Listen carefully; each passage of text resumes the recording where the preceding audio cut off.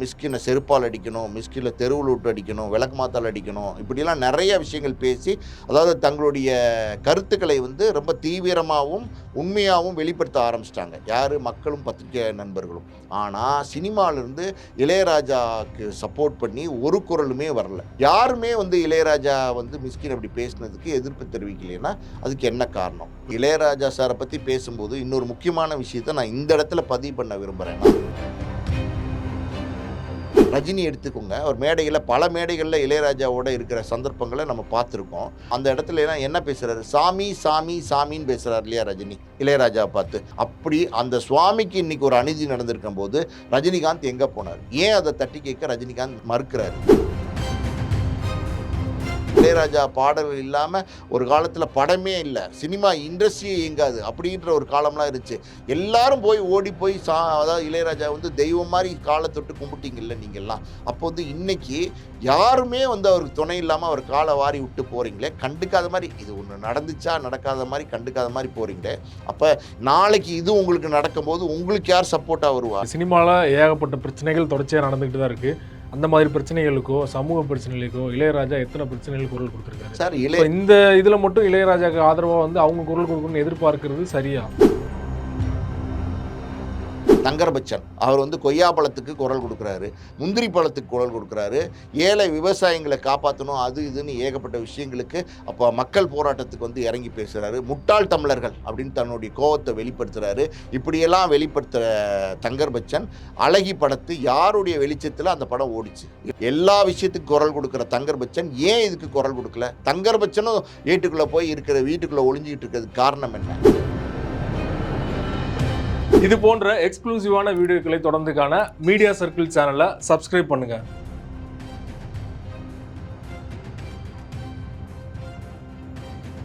Media circle நேயர்களுக்கு வணக்கம். இன்றைக்கு நம்மோட நேர்காணலுக்காக ஆஸ்கார் மூவிஸ் தயாரிப்பாளர் மற்றும் திரைத்திறனாய்வாளர் பாலாஜி பிரபு அவர்கள் நம்மோடு இணைந்திருக்கிறார். அவரோடு பேசலாம். சார் வணக்கம்.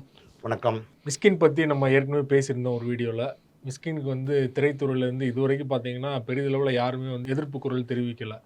மேற்கு தொடர்ச்சி மலை இயக்குனர் லெனின் பாரதி, நடிகர் அருள்தாஸ் வந்து எதிர்ப்பு தெரிவித்தார். மற்றபடி முக்கியமான இயக்குநர்களோ நடிகர்களோ யாருமே வந்து இது வரைக்கும் எதிர்ப்பு தெரிவிக்கலை. மிஸ்கின் பேசினது மட்டும் இல்லாமல் இளையராஜா குறித்து ரொம்ப உரிமையில் பேசியிருந்தார் இல்லையா, அதற்குமே யாருமே எதிர்ப்பு தெரிவிக்கலை இல்லையா, கண்டனம் தெரிவிக்கலை. என்ன காரணம் சார்? சினிமாக்காரர்களிடம் உண்மை இல்லை அப்படின்னு நம்ம பேசிட்டு வரோம். அதாவது வந்து இந்த உண்மை இல்லைங்கிற விஷயத்த பல விஷயத்தில் நம்ம கனெக்ட் பண்ணி பேசிக்கிட்டே வரோம். பல இடங்களில் பேசும்போது சினிமாக்காரர்கள் எல்லாம் மேடை ஏறி நடிக்கிறார்கள். அவர் மேடை ஏறி பேசுகிறது ஒன்று, அவங்க வீட்டில் தனிப்பட்ட முறையில் செயல்படுறது ஒன்று, தனியாக இருக்கும்போது காட்டுற முகம் வேறு. அதாவது மேடையில் ஒரு முகம், வீட்டில் ஒரு முகம் அப்படின்னு 2 முகம் காட்டுறாங்கன்னு நம்ம பேசியிருந்தோம். ரசிகர்கள்ட்ட தன்னுடைய பேரை பாதுகாத்துக்கிறதுக்கு, தன்னுடைய புகழை பாதுகாத்துக்கிறது, தன்னுடைய ஒளி வெளிச்சம் இருக்கு இல்லையா, அதை வந்து தக்க வச்சுக்கிறதுக்காண்டி எல்லா நடிகர்களுமே, அதாவது பெரிய இயக்குநர்கள் நடிகர்கள் எல்லாருமே வந்து மேடையில் நடிக்க ஆரம்பிச்சிட்டாங்க. இது வந்து சினிமாக்காரர்களுடைய ப்ளஸ் அப்படின்னு அவங்க நினைக்கிறாங்க. ஆனால் இது சினிமாக்காரர்களுடைய மைனஸ். அதாவது இந்த விஷயத்தை பொறுத்த வரைக்கும் இளையராஜா வந்து பெரிய ஜீனியஸ். அதாவது வந்து அவருடைய பாடல்கள் வந்து நம்மளுடைய எல்லா உணர்வுகளோடையும் கனெக்ட் ஆகிருக்கு. அதாவது வந்து ஒரு சோகம், காதல், ஒரு மரணம், ஒரு வன்மம், ஒரு துக்கம், ஒரு எப்படி சொல்கிறது, கஷ்டம், நஷ்டம், காதல், செக்ஸு, பல விஷயமா சொல்லிக்கிட்டே போகலாம். கிட்டத்தட்ட 50 ஆண்டு காலமாக வந்து மக்களை மகிழ்விச்சுட்டு வராரு இளையராஜா.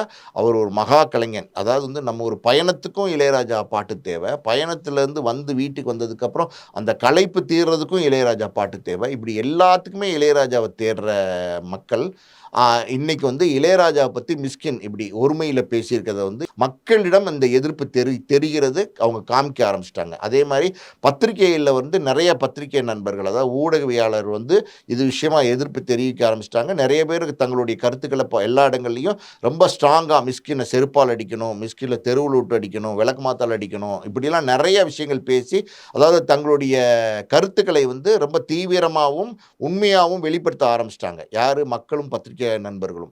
ஆனால் சினிமாவிலிருந்து இளையராஜாவுக்கு சப்போர்ட் பண்ணி ஒரு குரலுமே வரல. இது எப்படி? இது என்ன ஆச்சரியம் பாருங்கள். இந்த ஆங்கிளில் யாருமே திங்க் பண்ணியிருக்க மாட்டாங்க. காரணம் என்னென்னா எல்லாருமே வந்து ஜென்ரலாக பார்க்குறாங்க. இளையராஜா என்னும் மிகப்பெரிய மகா கலைஞனை மிஸ்கின் வந்து அவ்வளோ கேவலமாக மேடையில் பேசிட்டு 4 நாளுக்கு மேலே ஆயிடுச்சு. இப்போ நம்ம பேசிகிட்டு இருக்கோம், 4வது நாள் ஆயிடுச்சு. இப்போ 4 நாளாவே மிஸ்கின் பேச்சு தான் எல்லா ஊடகங்களிலும் சர்ச்சையா பேசப்பட்டுக்கிட்டு வருது. யாருமே வந்து இளையராஜா வந்து மிஸ்கின் அப்படி பேசினதுக்கு எதிர்ப்பு தெரிவிக்கலைன்னா, அதுக்கு என்ன காரணம்? இளையராஜா சார பத்தி பேசும்போது இன்னொரு முக்கியமான விஷயத்த நான் இந்த இடத்துல பதிவு பண்ண விரும்புறேன். நான் ஆல்ரெடி ஏற்கனவே பல ஊடகங்கள்ல சொல்லிட்டேன். அதாவது வந்து சூளம் படம் தயாரிக்கும்போது, அந்த காப்பிரைட்ஸ வந்து இளையராஜா கேட்டாரு. அந்த படத்தினுடைய தயாரிப்பாளர், இயக்குனர் எங்க அப்பா தான். அந்த காப்பிரைட்ஸ கேட்டதுல எங்க அப்பாக்கும் இளையராஜா சாருக்கும் சில முரண்பாடுகள் ஏற்பட்டு, சூளத்துக்கு அப்புறம் இளையராஜாவ வந்து பயன்படுத்தவே இல்ல எந்த படத்துக்குமே அப்படின்னு நான் பல இடங்கள்ல சொல்லியிருக்கேன். பல இடங்கள்ல பதிவும் பண்ணியிருக்கேன். ஆடியன்ஸ்க்கு தெரியும் இந்த விஷயம். எனக்கு பர்சனலா வெறுப்பு இளையராஜா சார் மேல இருந்தாலும் கூட, நான் வந்து இன்னைக்கு இளையராஜா சார வந்து யாரும் தட்டி கேட்கலையே, சினிமாக்காரவங்க யாரும் அதுக்கு தட்டி கேட்க முன் வரலையேங்கிறது எனக்கே கோவத்தின் வெளிப்பாடா இருக்கு. ஏன் இப்படி வந்து எல்லாத்துக்குமே வந்து தலைமறைவா இருக்கிறாங்க? அதாவது ஒரு ஒரு அநீதி நடக்குது. இது வந்து ஒரு அநீதி, பெரிய அநீதி அப்படிலாம் நம்ம சொல்ல முடியாட்ட கூட, ஒரு தரமான மனிதர் மேல வந்து கேவலமான ஒரு வார்த்தைய எடுத்து விட்டுருக்காரு. அதாவது வந்து இளையராஜாலாம் அவன்லாம் அப்படிங்கிற மாரி ஒரு வார்த்தையும், அவர்தான் வந்து அதாவது வந்து சரக்கடிக்கிறதுக்கு சைட் டிஷ்ங்கிற மாரி வார்த்தைகளும், அதாவது வந்து ஒரு கேவலப்படுத்துற நோக்கத்துல இந்த வார்த்தைகள வந்து மிஸ்கின் விட்டுருக்காரு. இத யாருமே தட்டி கேட்க முன் வரலைன்னா, அது என்ன மனப்போக்கு, என்ன மனநிலை? ஏன் இப்படி இருக்காங்க சினிமாக்காரவங்க? ஏன் வந்து எல்லாத்துக்கும் எதிர்த்து குரல் கொடுக்கறதுக்கு தயங்குறாங்க? அதாவது சார், நீங்க உங்க வீட்டு கதவ தொறந்துகிட்டு வந்து வெளியில வந்து நீங்க எல்லாத்தையும் எக்ஸ்போஸ் பண்ணி சொல்ல வேண்டாம். ஒரு ஜன்னல தொறக்கலாம்ல. அது கூட நீங்க தயக்கம் காட்டுறீங்கன்னா, அப்புறம் என்ன என்ன மனநிலை? சார், நம்ம ஓப்பனாவே அடிச்சு பேசுவோம். ரஜினி எடுத்துக்கோங்க. ஒரு மேடைகள்ல பல மேடைகள்ல இளையராஜாவோட இருக்கிற சந்தர்ப்பங்கள நம்ம பார்த்துருக்கோம். அந்த டிவிலலாம் பார்த்துருக்கோம். அந்த இடத்துலலாம் என்ன பேசுறாரு? சாமி, சாமி, சாமின்னு பேசுறாரு இல்லையா ரஜினி? இளையராஜாவ பார்த்து. சாமி, இளையராஜா ஒரு சாமி, இளையராஜா ஒரு சாமி. சுவாமி, சுவாமின்னு பேசுறாரு. அப்படி அந்த சுவாமிக்கு இன்னைக்கு ஒரு அநீதி நடந்திருக்கும்போது, ரஜினிகாந்த் எங்க போனாரு? ஏன் அத தட்டி கேட்க ரஜினிகாந்த் மறுக்கிறாரு? சார், அம்பானி வீட்டு ரிசப்ஷன்ல போய் குத்துப்பாட்டு ரஜினி போடுறாருல்ல, இங்க நம்ம தமிழ்நாட்டுல நடக்கிற ஒரு பிரச்சனை. ஒரு இளையராஜாங்கிற ஒரு பெரிய மனிதரை வந்து அவமானப்படுத்தியிருக்கிறாங்க ஒருத்தவங்க, மிஸ்கின். அத ஏன் ரஜினிகாந்த் ஒரு குரல் கொடுக்க மறுக்கிறாரு? அம்பானி வீட்டுக்கு போனா ஏதாவது பெனிஃபிட் கிடைக்கும் அவருக்கு. ஆமா. இல்ல சார், அன்னைக்கு ரஜினிகாந்தினுடைய மார்க்கெட்டை தக்க வைத்துக்கிறதுக்கு இளையராஜா வேணும். கமலஹாசனுடைய மார்க்கெட்டை தக்க வச்சுக்கிறதுக்கு இளையராஜா வேணும். பெரிய பெரிய இயக்குனர்கள் பாக்யராஜ் உட்பட, அதாவது வந்து ஆர். சுந்தரராஜன், இன்னும் பல இயக்குனர்கள் சொல்லிக்கிட்டே போலாம். இளையராஜா பாடல்கள் இல்லாம ஒரு காலத்துல படமே இல்ல. சினிமா இண்டஸ்ட்ரியே இயங்காது. அப்படின்ற ஒரு காலம்லாம் இருந்துச்சு. எல்லாரும் ஓடி போய் அதாவது இளையராஜா வந்து தெய்வம் மாரி கால தொட்டு கும்பிட்டீங்கல்ல நீங்கலாம். அப்போ வந்து இன்னைக்கு யாருமே வந்து அவருக்கு துணை இல்லாம அவர் கால வாரி விட்டு போறீங்களே, கண்டுக்காத மாரி, இது ஒண்ணு நடந்துச்சா நடக்காத மாரி கண்டுக்காத மாரி போறீங்களே, அப்ப நாளைக்கு இது உங்களுக்கு நடக்கும்போது உங்களுக்கு யார் சப்போர்ட்டா வருவா? நீங்க ஒருத்தனுக்கு பக்கபலமா நின்னு குரல் கொடுத்தா தானே உங்களுக்கு ஒரு பிரச்சனைனா நாளைக்கு இன்னொருத்தன் வருவான். இந்த நான் சொல்ல வர இந்த முக்கியமான விஷயம் என்னன்னா சார், சினிமாக்காரவங்க மொத்த பேருமே என்ன பண்றாங்கன்னா, யாருக்கு எந்த பிரச்சனை சினிமாக்குள்ள இருக்கிறவங்களுக்குன்னா, அவங்க அத பத்தி குரல் கொடுக்கறது இல்ல. கண்டுக்காம அத கடந்து போறாங்க. நான் வெளிப்படையாவே கேட்கிறேன். இப்போ வந்து ரஜினி குரல் கொடுக்கல, சரி விடுங்க. இளையராஜாவுக்கு வந்து கமல் குரல் கொடுத்துருக்கலாம்ல. கமல்லாம் பெரிய மூத்த நடிகர் தானே சார். அவரால் பயனடைந்தவர். இன்னைக்கு வந்து இளையராஜா வந்து பெரிய அதாவது மேதைன்னு கமல் எல்லா மேடைகள்லையும் பாராட்டிக்கிட்டு இருக்கிறாரு. அப்போ அவர் குரல் கொடுத்துருக்கலாம்ல. ராமராஜன்லாம் யாரால வளர்ந்தாரு? அதாவது வந்து செண்பகமே செண்பகமே என்ற பாட்டு, அதே மாதிரி வந்து கரகாட்டக்காரன்ல உள்ள எல்லா பாட்டும், மாங்குயிலே பூங்குயிலே, இந்த சாங்கெல்லாம் தான் 1 கோடி சம்பளம் வாங்கக்கூடிய நடிகரா உச்சத்தில் கொண்டு போய் ராமராஜனை உட்கார வச்சுச்சு. யாருடைய பாடல்கள் அது? அந்த படத்துல ராமராஜனுடைய நடிப்பை பார்த்து ஆடியன்ஸ் வந்தாங்களா? இல்ல இளையராஜாவோட பாட்ட கேட்டு கவர்ந்து ஆடியன்ஸ் வந்தாங்களா? எப்படிப்பட்ட பாடல்கள் உனக்கு கொடுத்து எப்படிப்பட்ட உச்சத்துல ஒண்ணு போய் உட்கார வச்சாரு இளையராஜா. அந்த இளையராஜாக்கு நீங்க ஏன் சைலண்டா இருக்கீங்க? ராமராஜன் ஏன் சைலண்டா இருக்காரு? மைக் மோகன் அந்த மைக்கை பிடிக்கிறதுக்கு காரணமே இளையராஜா தான். எல்லா படத்துலையும் இளையராஜா பாட்டு பாடி தானே மைக்கை பிடிச்சி பாடினாரு. அந்த மைக் மோகன் இன்னைக்கு குரல் கொடுக்குறாரா? ராஜ்கிரண் இன்னைக்கு குரல் கொடுக்குறாரா? இளையராஜா பாடல்கள் இல்லாம நாங்க வந்து ஒர்க் பண்ணவே மாட்டோம். நாங்க வந்து இளையராஜா இல்லாம படமே எடுக்க மாட்டோம் அப்படின்னு சொல்லி இளையராஜாக்காண்டே காத்திருந்த எத்தனை இயக்குனர்கள், எத்தனை இயக்குனர்கள், எத்தனை 1000 இயக்குனர்கள் இன்னைக்கு ஏன் எல்லாருமே மௌனமா இருக்காங்க? மொத்தமா மௌனமா இருக்க வேண்டிய அவசியம் இல்லை. நடிகர்கள் ஓகே, அரிதாரம் பூசுறாங்க, வேஷம் போடுறாங்க. அதாவது வந்து வெளியிலையும் வேஷம் போடுறாங்க, உள்ளேயும் வேஷம் போடுறாங்க. ஆடியன்ஸ் நம்மகிட்ட என்ன பல விஷயங்களை பதிவு பண்ணிக்கிட்டே இருக்கோம்னா, சினிமாக்காரர்களை நம்பாதீர்கள், சினிமாக்காரர்கள் வேஷம் போடுகிறார்கள் அப்படிங்கிறத நம்ம பல இடங்களில் பதிவு பண்ணிட்டு இருக்கோம். இது இப்போ உண்மையா இருக்குல்ல. இப்போ யார் யாருமே குரல் கொடுக்கலைன்னா ஒரு ஒரு மனிதன் கிட்டத்தட்ட 85 வயது மூர்ப்புடைய ஒரு மனிதன், கொண்டாடப்படுகிற ஒரு கலைஞன், இன்னைக்கு யாருமே வந்து குரல் கொடுக்கலைன்னா, தனி ரூம்ல அவர் உட்கார்ந்து யோசிக்கும்போது, அப்ப அவர் மனசு எவ்வளோ புண்படும். எத்தனை பேருக்கு என்னென்னமோ செஞ்சோமே, எவ்வளோலாம் உழைச்சு கொடுத்தோமே, எத்தனையோ பேர் வாழ்க்கைக்கு உயர்வுக்கு, பணம் சம்பாதிக்கிறதுக்கு, புகழுக்கு எல்லாம் நம்ம காரணமா இருந்தோமே. ஆனா வந்து யாருமே இன்னைக்கு இத பத்தி கேட்கலைன்னும் போது எவ்வளோ கஷ்டமா இருக்கும். நீங்க சொல்லுங்க. நீங்க சொல்றீங்க அருள்தாஸ்ன்னு ஒருத்தர் குரல் கொடுத்திருக்காருன்னு. அருள்தாஸ்ங்கிற ஒரு கேமராமேன் கம் நடிகர். அவருக்கு இருக்கிற சூடு சொரணை கூட இந்த நடிகர்கள், பெரிய நடிகர்களுக்கு இல்லைங்கிறது தான் உண்மை. ஏன் எல்லாரும் வெளியில வரல அப்படிங்கிறது இது உண்மைன்னு தானே சொல்ல வருது. இதை விடுங்க சார். எல்லாத்துக்குமே குரல் கொடுக்குறாருல்ல ஒரு மேதை, சினிமாவில் இருக்கிற ஒரு இயக்குனர் தங்கர் பச்சன். அவர் வந்து கொய்யா பழத்துக்கு குரல் கொடுக்குறாரு, முந்திரி பழத்துக்கு குரல் கொடுக்குறாரு, ஏழை விவசாயிகளை காப்பாற்றணும் அது இதுன்னு ஏகப்பட்ட விஷயங்களுக்கு அப்போ மக்கள் போராட்டத்துக்கு வந்து இறங்கி பேசுகிறாரு. முட்டாள் தமிழர்கள் அப்படின்னு தன்னுடைய கோவத்தை வெளிப்படுத்துகிறாரு. இப்படியெல்லாம் வெளிப்படுத்துகிற தங்கர் பச்சன் அழகி படத்து யாருடைய வெளிச்சத்தில் அந்த படம் ஓடிச்சு? இளையராஜாவை போட்டு கொடுத்த பாடல்கள் தான் அந்த படத்துக்கு வெளிச்சமாக இருந்துச்சு. அதை ஒளியிலே அப்படிங்கிற அந்த பாடல் மட்டும் எத்தனை இடத்துல அந்த காலத்தில் எப்படியெல்லாம் ரசித்து பார்த்தாங்க. நீங்கள் அந்த பாடல்கள் மூலமாக அந்த படத்தை பிரபலப்படுத்தி நீங்கள் உங்களை ஒரு இயக்குனராக அடையாளம் காட்டிக்கிட்டீங்க. எல்லா விஷயத்துக்கும் குரல் கொடுக்குற தங்கர் பச்சன் ஏன் இதுக்கு குரல் கொடுக்கல? தங்கர் பச்சனும் வீட்டுக்குள்ளே போய் இருக்கிற வீட்டுக்குள்ளே ஒளிஞ்சிக்கிட்டு இருக்கிறதுக்கு காரணம் என்ன? எல்லாத்துக்கும் குரல் கொடுக்குறாருல. நம்ம மற்றவங்களாம் குரல் கொடுக்கல சார், இவர் எல்லாத்துக்கும் வெளியில் வந்து குரல் கொடுக்குறாருல. இவர் ஏன் வரல? இவர் என்ன எதனால் வரல? அப்போ இதுலேருந்து என்ன ஒரு விஷயம் தெரியல. 2 விஷயம் கிளியராக தெரியுது. ஒரு விஷயம் என்னென்னா, அதாவது இளையராஜா மட்டும் இல்லை, யாராக இருந்தாலும் சரி, நடிகர்கள், அதாவது சினிமாக்காரர்கள் அப்படி சொல்லலாம். சினிமாக்காரர்கள் வந்து எதை பற்றியும் கவலைப்படாத தன் வாழ்க்கையை மட்டும் பார்த்துட்டு போகிற ஒரு போக்கில் அவங்க ஒரு நோக்கத்தில் அவங்க செயல்பட்டுக்கிட்டு இருக்கிறாங்க. அந்த நேரத்தில் உங்களுக்கு வந்து ஒரு வெளிச்சம் வேணுமா, புகழ் வேணுமா, உங்களுக்கு பாப்புலாரிட்டி வேணுமா, பணம் வேணுமா, அவரை தேடி நீங்கள் போகிறீங்க, காலில் விழுந்து கும்புறீங்க, எல்லாம் பண்ணுறீங்க. அதுக்கப்புறம் அவர் வந்து அதாவது வந்து எப்படி சார், இது வந்து டீ தூள் இருக்குது பார்த்தீங்களா, அது நீங்கள் கடையில் போய் பார்த்தீங்கன்னா தெரியும். ஒரு இதில் போட்டிருப்பான், கவலையில் போட்டு டீ போட்டு கொடுத்துக்கிட்டே இருப்பான்.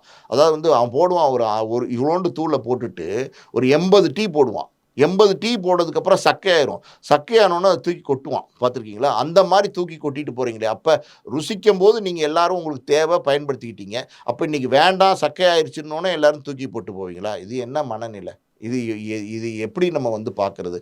சார் ஒன்றும் வேண்டாம் சார். வெளிப்படையாக நீங்கள் வந்து உங்களுடைய வீரத்தை, கோவத்தை நீங்கள் வந்து முகத்தை காமிச்சு சொல்ல வேண்டாம் சார். நீங்கள் அட்லீஸ்ட் ஒரு ட்வீட் போடலாம்ல சார். இன்னைக்கு தான் எல்லாமே வந்துடுச்சு. ரஜினிகாந்த் ட்வீட் போடலாம் சார். எல்லாத்துக்கும் ட்வீட் போடுறாருல. நீங்கள் பார்க்குறீங்கல்ல எத்தனை விஷயத்துக்கு ட்வீட் போடுறாரு. இன்றைக்கி நடிகர்கள் எல்லாமே ட்விட்டரில் தானே வாழ்கிறாங்க. எல்லாம் திறந்தா ட்விட்டர் தானே. அப்போ ட்விட்டர் அவங்க போடலாமே, ஒரு ட்விட்டரில் ஒரு ட்வீட் போடலாமே. ஏன் யாருமே போடல? யாருமே போட தயங்குறாங்க. அதுக்கு காரணம் என்ன? சரி, அதெல்லாம் ஒரு பக்கம் இருக்கட்டும். இயக்குனர் சங்கம் இருக்குல்ல, இயக்குனர் சங்கம் வந்து மிஸ்கின் வந்து அது இயக்குனர் சங்கத்தினுடைய உறுப்பினர் தானே. மிஸ்கினை கண்டித்து இயக்குனர் சங்கம் ஒரு அறிவிப்பு கொடுத்துருக்கலாமே, ஒரு அறிக்கை கொடுத்துருக்கலாமே. ஏன் செய்யலை? மிஸ்கின் மேலே நடவடிக்கை எடுத்திருக்கலாமே, ஒழுங்கு நடவடிக்கை எடுத்திருக்கலாமே. ஏன் செய்யலை? எதுவுமே செய்ய தயங்குறாங்க. ஓகே, ஆவேசப்படுறாங்க, பத்திரிகையாளர் ஆவேசப்படுறாங்க. இப்போ எல்லாருமே வந்து வெளிப்படையாக வந்து தங்களுடைய கோபத்தை வெளிப்படுத்திக்கிட்டு இருக்காங்க. ஆனால் வந்து சினிமாக்காரவங்க எல்லாருமே சைலண்டாக இருக்காங்க. நீங்கள் சொன்னீங்க அருள்தாஸ் ஒருத்தர் வந்தார், மேற்கு தொடர்ச்சி மலை டைரக்டர் ஒருத்தர் வந்தார். இவங்க 2 பேரும் தான் சினிமாவில் இருக்காங்களா? ஒரு மேடை ஏறி ஒரு தமிழனை இன்னொரு தமிழன் கேவலமாக பேசிட்டு போகிறான். யார்? இளையராஜாவும் ஒரு தமிழன், மிஸ்கினும் ஒரு தமிழன். ஒரு தமிழனை இன்னொரு தமிழன் கேவலமாக பேசிட்டு போகிறான். இது தமிழ்நாட்டில் மட்டும்தான் சார் இந்த கூத்தெல்லாம் நடக்கும். வேறு எந்த ஸ்டேட்லையும் இதை அனுமதிக்க மாட்டாங்க. தமிழனை கேவலமாக பேசும்போது அதை எல்லாரும் சேர்ந்து தட்டி கேட்க வேண்டாமா சார்? அவர் வந்து இளையராஜா மேலே குற்றச்சாட்டுகள் இல்லை, இளையராஜா மேலே குறைகள் இல்லை அப்படிலாம் நான் பேச வரல. எத்தனையோ விஷயங்கள் இருக்குது. தயாரிப்பாளர் அப்படின்னு பார்த்தீங்கன்னா அவர் ராயல்ட்டி கேட்குறாருங்கிறது தயாரிப்பாளர்கள் எல்லாருமே எதிர்த்து கேஸ் போட்டிருக்காங்க. நிறைய பிரச்சனைகள் ஓடிட்டு இருக்கு. எல்லாரும் பண்ணுறது அதெல்லாம் வந்து சார் அதெல்லாம் வேற. அது தொழில் ரீதியாக நடக்கிற பிரச்சனையாக இருக்கலாம், சண்டையாக இருக்கலாம், சச்சரவாக இருக்கலாம். இப்போ தொழில் ரீதியாக பிரச்சனைலாம் விட்டுருங்க. சினிமாவில் ஏகப்பட்ட பிரச்சனைகள் தொடர்ச்சியாக நடந்துக்கிட்டு தான் இருக்குது. அந்த மாதிரி பிரச்சனைகளுக்கோ, சமூக பிரச்சனைகளுக்கோ இளையராஜா எத்தனை பிரச்சனைகளுக்கு குரல் கொடுத்துருக்காரு சார்? இந்த இதில் மட்டும் இளையராஜாவுக்கு ஆதரவாக வந்து அவங்க குரல் கொடுக்கணும்னு எதிர்பார்க்கறது சரியா? இளையராஜா குரல் கொடுக்கலைங்கிறதையும் நான் ஒத்துக்கிறேன். இளையராஜாவும் இந்த நம்ம சொல்கிற ஒரு நபராக இளையராஜாவும் ஒருத்தர் அப்படி இருக்கிறாரு. எல்லாத்துக்கும் மௌனம் காக்கிறார். புரியுதா உங்களுக்கு? இளையராஜாவும் எதுக்கும் குரல் கொடுக்கல. புரியுதா உங்களுக்கு? அதையும் நம்ம இந்த இடத்துல பேசணும். அந்த பேசுகிறது தான் நியாயம். பல விஷயங்கள், பல அநீதிகள் நடக்கும்போது இளையராஜா குரல் கொடுக்கல. அமைதியாக இருக்கார். என்னென்னமோ நடக்குது சினிமாவில், அதுக்கெல்லாம் அமைதியாக இருக்கார். இளையராஜா மேலேயும் இது தவறு. அதையும் நம்ம சொல்லுவோம். இளையராஜாவும் இந்த மாதிரி பல வேறு மற்ற சினிமாவில் உள்ளவங்களுக்கு அநீதி நடக்கும்போது அவருக்கு வந்து குரல் கொடுக்கணும். நான் வெளிப்படையாக பேசலாமா பேசக்கூடாதான்னு தெரில. சமீபத்தில் ஏற்பட்ட ஒரு இழப்பு இருக்குது பார்த்தீங்களா, அப்போ கூட இளையராஜா வந்து ரொம்ப மௌனம் தான் காத்தார். புரியுதா உங்களுக்கு? அவருடைய வேதனைகளை வந்து எதையுமே வெளிப்படுத்திக்கல. மௌனம் காத்தார். அவ்வளோ ஒரு மெச்சூர்டான பர்சனாலிட்டி. நம்ம சார் நிறைய விமர்சனங்கள் இளையராஜா மேலே இருக்குங்கிறது உண்மை. அதை நான் வந்து ஏற்றுக்கிறேன். 100% ஏற்றுக்கிறேன். ஆனால் ஒரு எப்படி சொல்கிறது, எல்லா இடங்கள்லையும் பண்பட்ட மனிதராக நடந்துக்கிறார். இளையராஜா வந்து சில விஷயங்கள் வந்து அதாவது வந்து சூரிய வந்து சமீபத்தில் நீ நடிகனா, காமெடி நடிகனா ஒரு மேடையில் கேட்டார் ஏதோ ஒரு விழாவில், நீ கதாநாயகனா நடிகனா, இதெல்லாம் வந்து எப்படின்னா சார், இதெல்லாம் ஒரு காமெடி. சூரியோடைய வயசு என்ன, சூரியோட அனுபவம் என்ன, இளையராஜாவோட வயசு என்ன, இளையராஜாவோட அனுபவம் என்ன, அதை கூட நிறைய பேர் சொன்னாங்க. இளையராஜா திமிரா பேசுகிறாரு, இளையராஜா அகமாவமாக பேசுகிறாரு அப்படின்றது. எல்லாத்தையுமே நம்ம திமிரா அகமாவமாக நம்ம பார்க்கக்கூடாது. அது வந்து ஒரு சின்ன பையன், தன் மகன் வயது உள்ள ஒரு பையன் ஒரு உரிமையோடு அவர் வந்து ஒரு ஜாலியாக பேசினார். நான் அவர் அப்போவே சொல்கிறார், சும்மா தான் கேட்டேன், ஜாலிக்கு தான் பேசினேன் அப்படின்னு அவர்கிட்ட சூரிக்கிட்டே சொல்கிறாரு. அது தப்பு இல்லை. ஆனால் மிஸ்கின் ஏறி இளையராஜா ஒருத்தன் இருக்கான், அவன் தான் வந்து குடிகாரர்களுக்கெல்லாம் சைட் டிஷ்ஷு அப்படின்ற பேசின வார்த்தை கண்டிக்கணுமா கண்டிக்கக்கூடாதா? சினிமாக்காரர்கள் இதில் வந்து குரல் எழுப்பணுமா எழுப்பக்கூடாதா? அவங்களுடைய மௌனம் என்னத்தை காட்டுது? நம்ம ஏற்கனவே சொன்ன மாதிரி அவங்கெல்லாம் வேஷம் போடுறாங்க. அவங்களுக்கு தேவை புகழ், பணம். இதுக்காண்டி அவங்க வந்து எதையுமே கண்டுக்காமல் அந்த நேரத்தில் நடிச்சுட்டு நாடகம் போட்டு, மேடைக்கு ஒரு நடிப்பு நாடகம் தேவைப்படுகிறது அவங்களுக்கு. அதை வெளிக்காமிச்சிட்டு அவங்க இறங்கி போயிடுறாங்க. மற்ற விஷயங்கள், பொது விஷயங்களுக்கு எதுக்குமே அவங்க வெளியில் வரதில்லை. பார்த்திபன் கூட குரல் கொடுக்கல. எல்லாத்துக்கும் குரல் கொடுப்பார் பார்த்திபன். இசை இப்போ அதாவது வந்து பார்த்திபன் பார்த்தீங்கன்னா, அந்த இசை இளையராஜா பற்றி ஒரு விஷயம் சொன்னார்னா அதை அப்படி பேசுவார். பல இளையராஜா மேடைகளில் நம்ம பார்த்திபனை பார்த்துருக்குறோம். அவர் பார்த்திபன் இளையராஜா பற்றி புகழ்ந்து பேசும்போது என்னென்னமோ சொல்லிகிட்டே வருவார் இளையராஜா பற்றி. இந்த வார்த்தைகள்லாம் இப்போ எனக்கு மறந்து போச்சு. ஆனால் அப்படிப்பட்ட பார்த்திபன் கூட வெளியில் வரலையே. வேதனையாக இருக்குது சார். உண்மையாலுமே வேதனையாக இருக்குது. அதாவது வந்து இது என்னுடைய தனிப்பட்ட மனிதனுடைய வேதனை கிடையாது. இது தமிழர்களுடைய உணர்வு. இது வந்து எப்படி சொல்கிறது, இந்த உணர்வு வந்து நடிகர்களுக்கு ஏன் பாயாமல் இருக்குது? இந்த கரண்ட் வந்து பப்ளிக்கு பாயுது, பத்திரிக்கையாரவங்க பாயுது, இன்னும் நிறைய பேருக்கு பாஞ்சிருக்கு. இந்த கரண்ட் வந்து ஏன் வந்து சினிமாக்காரவங்களுக்கு பாயலை? ஏன் வந்து அது செயல்பட மாட்டேங்கிறாங்க அப்படிங்கிறது ஒரு மிகப்பெரிய கேள்விக்குறி சார். ராஜா ராஜா ராஜான்னு எல்லாரும் இந்த இண்டஸ்ட்ரி ஃபுல்லாக இளையராஜாவை கொண்டாடினாங்க. ஒருத்தன் வாழும்போது அவனுக்கு நடக்கிற அவமானங்களை தட்டி கேட்காம ஒருத்தனை நான் ராஜாவை சொல்லலை, இந்த இடத்துல பொதுவாக சொல்கிறேன். அதாவது வந்து மரணம் அடைஞ்சதுக்கப்புறம் ஒரு ரோஜா வச்சுட்டு வரதில்ல, என்ன சார் பெருமை? என்ன பெருமை? ஒரு பெருமையும் கிடையாது. நீ வாழும்போது பல விஷயங்கள் நம்ம சொசைட்டியில் நடக்கிற விஷயங்களை நீங்கள் தட்டி கேளுங்க. நீங்கள் வந்து இந்த சொசைட்டியில் ஒருத்தர் நான் இன்னொரு விஷயம் சொல்கிறேன், இவங்க ஏன் தட்டி கேட்கணும், சினிமாக்காரவங்க ஏன் தட்டி கேட்கணும் அப்படிங்கிற ஒரு கேள்வி பார்க்குறவங்களுக்கும் தோணும், எல்லாருக்குமே தோணும். அந்த கேள்விக்கு நான் ஒரு பதில் சொல்கிறேன். ஏன் அப்படின்னா, எல்லா படத்துலையும் பாருங்கள், நீங்கள் ரெவல்யூஷனரியான விஷயங்களை சொல்லிட்டு வரீங்க. ஒரு 100 பேரை அடிக்கிறீங்க, ஒரு அநீதி எதிர்த்து கேட்குறீங்க, ஒரு கஞ்சா கடத்துறவரை எதிர்த்து போராடுறீங்க, ஒரு பெண்ணை கற்பழிக்கிற கொண்டு போய் சமீபத்தில் பாலா படத்தில் கூட வந்துச்சு, பிறப்புறுப்பு வெட்டுற மாதிரியெல்லாம் உங்கள் கோவத்தை வெளிப்படுத்துறீங்கல்ல. அப்போ நீங்கள் வந்து சினிமாவில் வந்து பல விஷயங்கள், இந்த சொசைட்டியில் இருக்கிற விஷயங்களை வச்சு கதை எழுதுறீங்க. இந்த சொசைட்டியில் இருக்கிற விஷயங்கள் நடிகராகட்டும், அது பெரிய உச்சத்தில் இருக்கிற நடிகராகட்டும், டாக்ஸை பற்றி பேசுகிறாரு, அதாவது வந்து ஜிஎஸ்டி பற்றி பேசுகிறாரு, ரேஷனில் இருக்கிற அரிசியை பற்றி பேசுகிறாரு, பாமாயிலை பற்றி பேசுகிறாரு. உங்களுக்கு வந்து கத்திரிக்காய் விலை தெரியுமா, முருங்கைக்காய் விலை தெரியுமா, தக்காளி விலை தெரியுமான்னு கண்டினியூஸாக எழுதி கொடுத்த டைலாக்கெல்லாம் பேசுகிறாரு. எத்தனையோ விஷயங்கள், சொசைட்டியில் நடக்கிற விஷயங்கள், லஞ்சம், ஊழல், அது இதுன்னு எல்லாத்தையும் தட்டி கொடுக்குற மாதிரி தானே நீங்கள் பேசுகிறீங்க, நீங்கள் நடிக்கிறீங்க. 30 பேரை ஒரே நேரத்தில் அடிக்கிறீங்கள, 40 பேரை ஒரே நேரத்தில் அடிக்கிறீங்கல்ல.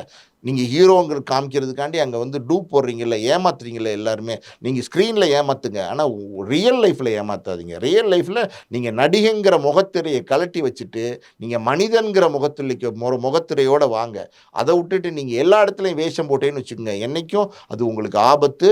நாளைக்கு உங்களுக்கே இது ஆபத்தாக வந்து முடியும். நீங்கள் சொன்னது மாதிரி இனிமேலாவது சினிமா துறையிலேருந்து இது தொடர்பாக குரல் கொடுப்பாங்களான்னு பொறுத்திருந்து பார்க்கலாம். மிக்க நன்றி. உங்கள் நேரத்தை ஒதுக்கி பல்வேறு தகவல் எங்களோட பகிர்ந்து கொண்டீங்க. நன்றி.